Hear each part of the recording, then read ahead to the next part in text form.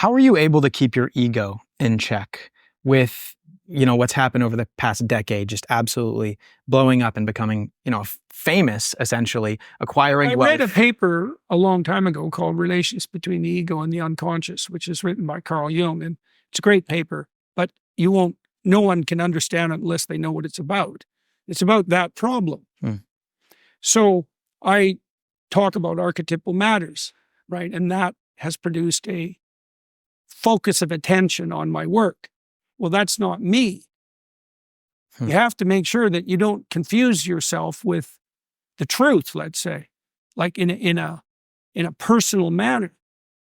So the fact that I can explain, let's say, the Enuma Elish, which is a Mesopotamian creation myth, doesn't mean that I figured it out. I didn't create the story. So you have to distinguish yourself from the effect that the ideas have. You don't want to take credit for that. Partly because it's extreme. First of all, it won't work. You will definitely crash and burn if you do that. 100%. That's the story of Icarus. You don't want to do that. You don't want to fly too close to the sun and have the heat melt all the wax in your wings. That's a very bad idea. And then I have people around me. I have good counselors. My wife, very level-headed. My son and my daughter are awake and they keep an eye on things. And I have friends too that play the same role.